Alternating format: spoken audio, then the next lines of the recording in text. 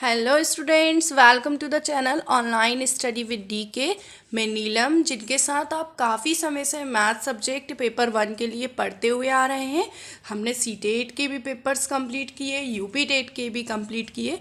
UP TET का जो exam cancel हुआ है, आप प्रिपरेशन नहीं छोड़ेंगे, वो एग्ज़ाम कभी ना कभी फिर से होने ही वाला है। तो हम फिर से अच्छे फुल एनर्जेटिक होकर के एग्ज़ाम की प्रिपरेशन स्टार्ट करते हैं। तो आज का सबसे पहला क्वेश्चन है, यदि 2 पेंसिल, 3 पेन और 4 रबर का मूल्य ₹92 है तथा 8 पेंसिल और 16 रबर का मूल्य ₹68 है तथा 24 का मूल्य क्या होगा।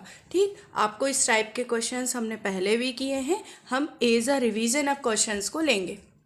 यहाँ बोला गया है कि 2 पेंसिल है और 3 पेन है और 4 आपकी यहाँ पर रबर है, जिनका टोटल जो प्राइस है आपका है 92 रुपीज़। जिनका टोटल प्राइस आपका क्या है 92 रुपीज़। अब इसके बाद आपको यहाँ बोला गया है 8 पेंसिल जो है और 16 रबर है, जिनका मूल्य है ₹68। देखिए यहाँ पर 8 पेंसिल और 16 जो रबर है, उनका जो मूल्य है वो है आपका 68 रुपीज़। ठीक, आपको यहाँ पर पेन का मूल्य निकालना है और कितने पेन का निकालना है 24 पेन का। तो सबसे पहले तो हम इन्हें इक्वल करेंगे। इक्वल कैसे करेंगे, देखिए यहाँ पर 2 पेंसिल है, यहाँ पर 8 पेंसिल है, यहाँ पर 4 रबर है और यहाँ पर 16 रबर है। हम यदि इस इक्वेशन में 4 से मल्टीप्लाई कर देते हैं तो यहाँ पर देखिए 8 पेंसिल आ जाएगी और यहाँ पर 4 जा 16 रबर आ जाएगा। और फिर हम यदि इन दोनों इक्वेशन को माइनस कर देंगे तब आपको सिर्फ यहाँ पर पेन ही अकेला बचेगा। तो हम इस प्रोसेस को अप्लाई करते हैं। तो देखिए इक्वेशन 1 में मैंने मल्टीप्लाई कर दिया 4 से। ठीक, तो आपका हुआ यहाँ पर 8 पेंसिल हुआ प्लस 12 आपका यहाँ पर पेन हुआ और प्लस आपका 16 यहाँ पर रबर हो गया और 4 2 जा 8 और 4 9 जा 36, 368 आपका ये न्यूमेरिक टर्म हो गया। फिर हम इसे भी लिखेंगे इसी तरह से, 8 पेंसिल प्लस आपका यहाँ पर पेन नहीं दिया है तो मैं यहाँ पर 0 पेन लिख देती हूँ। यहाँ पर 0 पेन लिख दिया प्लस 16 रबर इक्वल आपका है 68। ठीक, यहाँ पर आपका 68 है। तो आप यहाँ से इसे माइनस कर देंगे तो आपका यहाँ पर सिर्फ पेन ही शेष रह जाएगा। हम इसे माइनस कर देते हैं।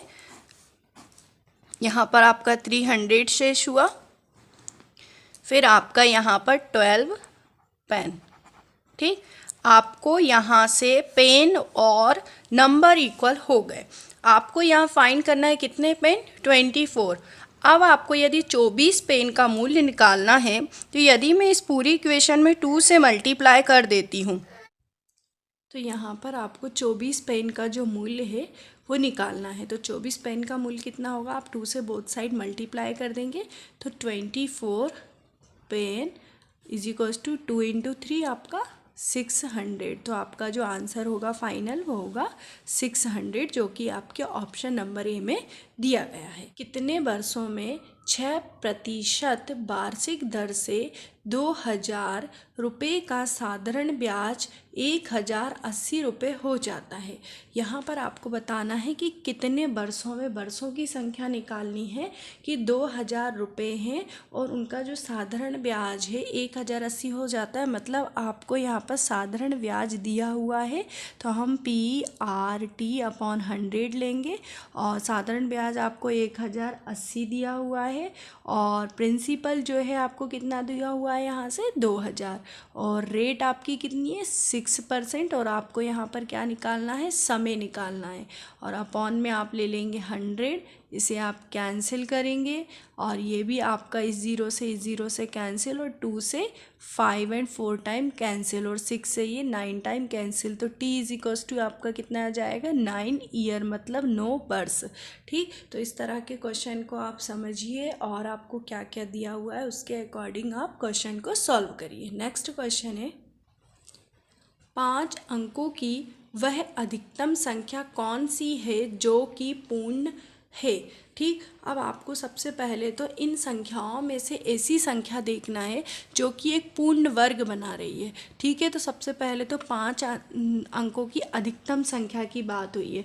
अधिकतम संख्या मतलब हम लेंगे 9 9 9 9 और ये 9, तो ये आपकी 5 अंकों की अधिकतम संख्या हो गई। अब हम इसे भाग विधि से हल करेंगे। आप जब इसे भाग विधि से हल करते हैं तो हमें लास्ट से क्या बनाने होते हैं, पेयर। तो हमारे ये 2 2 के पेयर बन गए, ये आपका खाली है तो हमने यहाँ पर 0 ले लिया। तो इस तरह से आप इसे भाग विधि से हल करेंगे। आपने पेयर बना लिया। अब आपको ऐसा नंबर सोचना है या इमेजिन करना है कि जो कि 9 से बड़ा नहीं हो। आप 3 इंटू यदि 3 करते हैं तो आपका कितना आता है 9 और ये आपका 3 यहाँ पर लिख दिया हमने, ये आपका कैंसिल हुआ 0। अब ये 9 और 9 और आप इसे ऐड करते हैं, 3 + 3 आपका 6 हुआ। अब हमें आगे इस तरह से मल्टीप्लाई करना है कि 99 से ज़्यादा नहीं हो। तो जब भी भाग विधि में हम जिस नंबर से मल्टीप्लाई करते हैं हम उस नंबर को दोनों तरफ लिखते हैं। तो आपका 61 और यदि मैं 62 से 2 टाइम करूँगी तो आपका ये ज़्यादा हो जाएगा 99 से, इसलिए हम इसे 1 टाइम लेंगे तो 1। तो ये हुआ आपका 61, ये हुआ 8 और 9 में से 6 गए आपके 3। अब इस 1 को हम यहाँ भी लिखेंगे, इसे ऐड करेंगे तो ये हुआ आपका 62। अब हम अभी हमने ये वाले 99 को लिया था, अब हम इस वाले 99 को यहाँ पर लिख देंगे। अब हमें इस तरह से चेक करना है कि इस नंबर से ज़्यादा नहीं होना चाहिए, इस नंबर से कम ही रहे। तो मैंने आपको क्या बताया कि जिस नंबर को हम इस तरफ से मल्टीप्लाई करते उसी नंबर से हम बोथ साइड मल्टीप्लाई करेंगे। तो 6 6 जा 36, 6 2 जा 12 और 3 आपका 15, 1 36 और ये 37। यदि मैं इसे 6 टाइम लेती हूँ तो ये जो नंबर है आपका आएगा 36 5 6 और यदि 7 टाइम लूँगी तो ये आपका ज़्यादा हो जाएगा, इसलिए हम इसे 6 टाइम ही लेंगे। तो आपका जो है 143 आपका यहाँ पर रिमाइंडर आ गया। अब आपको क्या करना है आगे कि यदि मैं इसमें 143 को ऐड कर दूं तो ये जो संख्या होगी आपकी पूर्ण वर्ग बन जाएगी। तो हम क्या करेंगे यहाँ पर ना जो आपका 316 का स्क्वायर होगा वो जो भी नंबर होगा हम उसमें 143 को इसमें ऐड करेंगे। ठीक, आप 316 इंटू 316 करेंगे क्योंकि हम यदि इसका स्क्वायर लेके और इसको ऐड कर देंगे तो आपको एक 5 अंकों की पूर्ण वर्ग संख्या मिल जाएगी। तो आप इसका मल्टीप्लाई करें देन ऐड करें तो 99856। तो आपका ये जो संख्या है आप इसे चेक भी कर सकते हैं भाग विधि से 99856, जो कि आपके ऑप्शन नंबर डी में है। इस तरह से हमने भाग विधि से इस क्वेश्चन को हल किया। क्वेश्चन है आपका 7 क्रमागत संख्याओं का योग 210 हो तो सबसे छोटी संख्या होगी। ठीक, 7 क्रमागत संख्याएं हैं जिनका योग यदि 210 है तब आपकी सबसे छोटी संख्या क्या होगी। तो आप यहाँ पर देख सकते हैं कि 7 क्रमागत की बात हो रही है, मतलब हमें 1 2 3 4 5 6 और ये 7 और इन संख्याओं का जो आपका योग है वो कितना है 210 है और संख्याएं आपकी कितनी है यहाँ पर 7 है। तो हम 7 से यहाँ पर डिवाइड करेंगे तो आपका जो है 30 आपका मिड में, तो जो मध्यमान है यहाँ पर आपका क्या आ गया 30। तो इस तरह से आप कोई भी क्वेश्चन है कि 7 क्रमागत संख्याओं का योग 210 है तो आपकी सबसे छोटी संख्या क्या होगी, तो वह आपका जो मध्यमान होगा वो होगा ऑप्शन नंबर ए 30। ठीक, नेक्स्ट क्वेश्चन देखते हैं। 22⁻23 में इकाई का अंक क्या होगा। अब ये जो क्वेश्चन है आपका इकाई का अंक से लिया हुआ है, तो जब भी इकाई के अंक में बात आती है तो जो भी पावर होती है हम उसे किससे डिवाइड करते हैं, 4 से डिवाइड करते हैं। ठीक, आप इसे 4 से डिवाइड करेंगे तो आपके पास रिमाइंडर कितना शेष रह रहा है, 3, क्योंकि 4 5 ज़ा 20, और तो हम 22 को इसे इस तरह से लिख सकते हैं 5 + 3, 5 टाइम आपका 22 के ऊपर 5 टाइम और +3, तो आप इसे 2 की पावर 3 लेंगे और 2 की पावर 3 मतलब 8। तो आपका जो इसमें यूनिट डिजिट होगा, जो इकाई का अंक होगा, वो आपका 8 होगा। नेक्स्ट क्वेश्चन है 584 × 629 × 343 × 782 में इकाई का अंक है। ठीक, तब भी यूनिट डिजिट की बात की गई थी और इस क्वेश्चन में भी यूनिट डिजिट के बारे में बात कर रहे हैं। यूनिट डिजिट के काफ़ी क्वेश्चंस पूछ लिए जाते हैं, तो हमारा ये जो इकाई पर अंक है सिर्फ हम इसी अंक को लेंगे। तो आपका यहाँ पर 4 है, यहाँ पर 9 है, यहाँ पर 3 है और यहाँ पर 2 है, और इन सब के हम मल्टीप्लाई यदि करते हैं तो देखिए 4 9 × 36, 6 3 2 × 6 और अगेन 36 मतलब 6 यहाँ पर आपका इकाई का अंक रहेगा। नेक्स्ट क्वेश्चन है 2 अंकों की संख्या के अंकों का योग 10 है, इनके अंकों के स्थान बदलने पर बनी संख्या वास्तविक संख्या से 18 कम है, तो वास्तविक संख्या क्या है। देखिए ये जो है क्वेश्चन आपका 2 डिजिट वाले नंबर से लिया हुआ है, जिसमें अंकों का योग है 10, और इस टाइप के मैंने क्वेश्चन में आपको बताया है कि सबसे पहले तो उन ऑप्शन को चेक करें जिनके अंकों का योग 10 है। तो आपका ऑप्शन नंबर बी देखें, यहाँ पर 4 + 6 यहाँ पर 10 हो रहा है और 6 + 4 आपका 10 हो रहा है। तो ये दो जो है इनमें से आपके ऑप्शन सही हो सकते हैं, बाकी ये दोनों तो नहीं होंगे। तब हम इस कंडीशन में क्या करेंगे, अगली लाइन देखेंगे, इनके स्थान बदलने पर बनी संख्या वास्तविक संख्या से 18 कम है। अब यहाँ पर बोला गया है कि यदि मैं 46 को 64 लिखती हूँ तब इन दोनों का जो डिफरेंस है वो 18 कम आना चाहिए, तो ये तो कैंसिल होगा तो निगेटिव आएगा। लेकिन हम अगर 64 को स्थान बदल के 46 लिखते हैं तो आपका ये 18 आएगा। मतलब आपका 64 जो नंबर है वो यहाँ पर राइट आंसर है। ये सभी हमारी कंडीशन को इसने फुलफिल किया।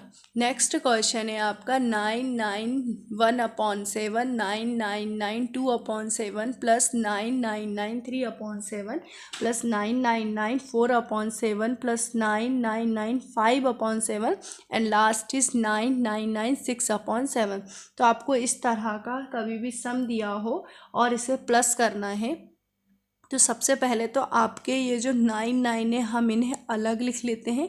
99 + 1 2 3 4 5 6 टाइम ये रिपीट हुआ है आपका, + 999 + 999 + 999 और ये आपका +999 1 2 3 4 5 6, और यहाँ पर जो रहेगा आपका नंबर प्लस में 1/7 + 2/7 + 3/7 + 4/7 + 5/7 + 6/7। इसमें सभी में जो आपका हर है वो समान है, तो हम ऊपर के जो भी नंबर है इन सभी को डायरेक्ट जोड़ देंगे, और इन नंबरों में मैं 999 में 6 टाइम आया तो 6 से मल्टीप्लाई कर दूंगी। जब हम 6 से मल्टीप्लाई कर रहे हैं तो हमारा 5994 और प्लस 1 + 2 3 + 3 6 4 आपका 10 15 और 6 21, तो 21/7 मतलब 7 3 जा, तो आपका फाइनल आंसर हुआ 5997, तो जो कि आपका ऑप्शन नंबर सेकंड में दिया हुआ है। तो आप देख सकते हैं कि इस तरह के क्वेश्चन को हम बहुत ही कम टाइम में किस कंडीशन में अप्लाई कर सकते हैं। तो आप कोशिश करिएगा इस तरह के क्वेश्चन को इस तरह से करने की। नेक्स्ट क्वेश्चन देखते हैं। 10⁻9 × 10⁻3 डिवाइड 10⁻⁻2 2। देखिए इस क्वेश्चन में जो है आपको 10 की पावर के टर्म में डिवीजन और मल्टीप्लिकेशन के साइन के साथ दिया हुआ है, तो आप यहाँ पर भी चाहें तो बोडामास भी अप्लाई कर सकते हैं और डायरेक्ट भी कर सकते हैं। तो देखिए बोडामास के अकॉर्डिंग हमें इसमें सबसे पहले डिवीजन अप्लाई करना होता है, तो हम क्या करेंगे 10 की पावर 9 मल्टीप्लाई, और जब भी हमें डिवीजन का एक फॉर्मूला पता है कि आधार समान हो तो जो घातें हैं वो हमारी घट जाती हैं, तो हम यहाँ पर क्या करेंगे 10 की पावर 3 और माइनस माइनस 2, तो 10 की पावर 9 इंटू 10 की पावर 3 माइनस और माइनस प्लस मतलब 5।